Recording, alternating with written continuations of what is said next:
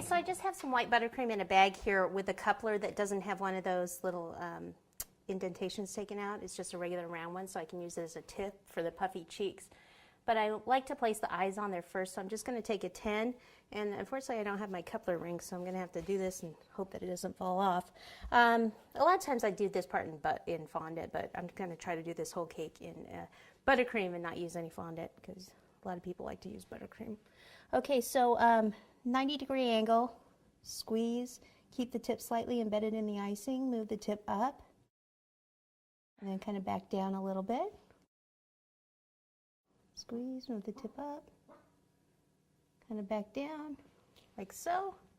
Okay, so there's two of the eyes. Then the nose would be about here. Then it would have the big the rabbit cheeks, so it would be two big puffy rabbit cheeks. One here.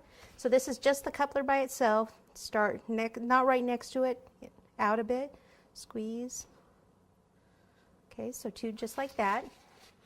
Then what we'll need is some pink for the nose and some black for the eyes. So let me get those bags and we'll be right back. Okay, so the nose we're going to do a little bit more like a triangle. This is a tip number 12, and I'm going to squeeze right about here, squeeze, move the tip to the right, and then back down, back up. Keep going kind of around, like so. Then I have black with the tip number 4. So I'm going to squeeze, move the tip up.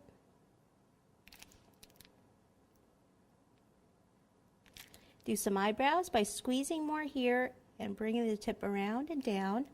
Squeeze, let the build up, around, stop squeezing and drag it, like so. Okay. Then what we want to do is get a darker buttercream in orange. Okay, so I've got some of the same orange here. I'll take more of the food color and make it darker. And then I have a bag here without a tip in it. And we're going to make the lines in the carrot with this. If you have an airbrush at home, you could just airbrush the darker parts. That's good. Okay, so like I said, there's no tip in here. Scoop some of this in.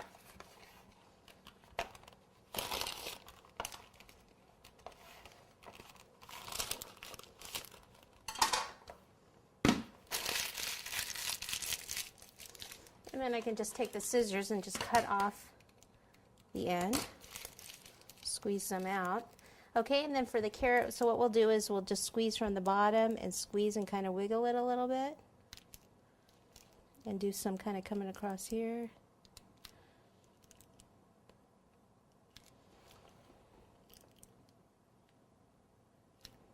Well, you don't have to do too much more back here. We can always add some of it. We're going to have the ears and everything back there.